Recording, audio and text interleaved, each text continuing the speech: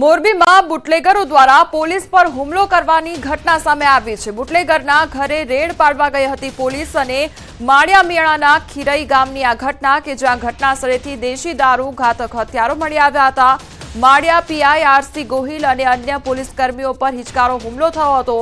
હુમલામાં 5 પોલીસ કર્મીઓ ઇજાગ્રસ્ત થયા, જેમાં 2 પોલીસ કર્મીઓને માથાના ભાગે ઇજાઓ થતા મોરબી ખાનગી હોસ્પિટલમાં સારવાર અર્થે રિફર કરવામાં આવ્યા। પોલીસ કોન્સ્ટેબલ ફતેહસિંહ પરમાર, વનરાજસિંહ બાબરિયા, જયપાલસિંહ ઝાલા, ઉપેન્દ્રસિંહ પરમાર અને મુમાભાઈ રબારી ઉપર હુમલો થયો હતો। પોલીસને ઘટના સ્થળેથી દેશી દારૂ અને દારૂ બનાવવાનો મુદ્દામાલ મળી આવ્યો છે।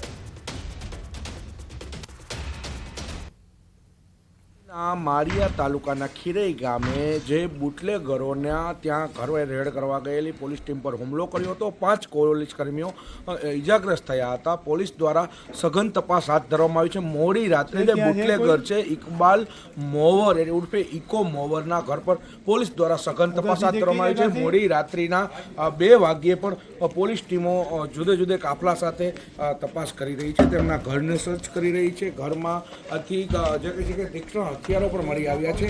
કઈ પ્રકારના તીક્ષ્ણ હથિયારો મળી આવ્યા છે અને કઈ જોઈ રહ્યા છો આપ કે જે ઇકબાલ મોર ઉર્ફે ઇકો જે છે તે કઈ પ્રકારે પોતાનો જે આખો જે ખેલ છે, જે પોતાની એક કહી શકે કે એક પોતાનું શાક બનાવવાનો એક પ્રયાસ કરી રહ્યો હતો, તેને હાલ જે માળિયા પોલીસ અને જે ડીવાયએસપી એલસીબી સહિતની જે ટીમો છે તેના અહીંયા પહોંચી ચૂકી છે અને તપાસ કરી રહી છે। આપણી સાથે આજે ડીવાયએસપી એસ શાળા જોડાયા છે। સાહેબ, કઈ પ્રકારની કાર્યવાહી હાથ ધરાઈ છે અને કઈ પ્રકારે તેના પર દોષ બોલાવવામાં આવ્યો છે? ઇકો ઉર્ફે જે ઇકોડો છે, ઇકબાલ ઉર્ફે ઇકોડો છે, એ પોતે કુખ્યાત ગુનેગાર છે, દાદાગીરી કરવાની ટેવવાળો છે। 360 સહિતના ગંભીર ગુનાઓ છે, આશરે 11 જેટલા ગુનાઓ એની ઉપર દાખલ થયેલા છે।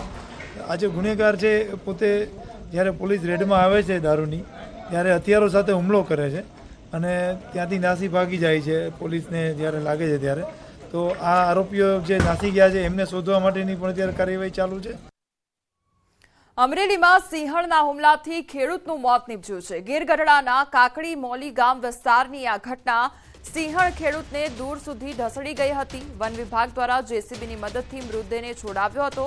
36 વર્ષીય ખેડૂતને સિંહણે ફાડી ખાધો હતો અને મૃતકને પીએમ માટે ઉના હોસ્પિટલ ખસેડવામાં આવ્યો છે। ખેડૂતને ફાડી ખાનાર સિંહણને પકડવા મેગા ઓપરેશન હાથ ધરવામાં આવ્યું હતું।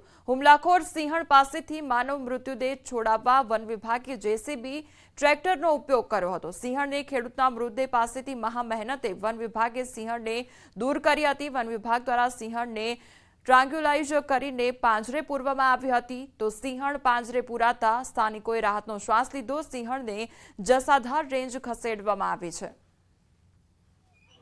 આ વિસ્તારમાં સ્ટાફ દ્વારા માહિતી મળેલ છે કે આ વિસ્તારમાં એ જે સિંહણ જેનું છે જે આ હુમલો કરેલ છે એ આ વિસ્તારમાં જ અવરજવર કરતું હતું અને આ વિસ્તારથી માહિતગાર હતું અને ગામ લોકો પણ આ વન્ય પ્રાણીથી માહિતગાર હતા।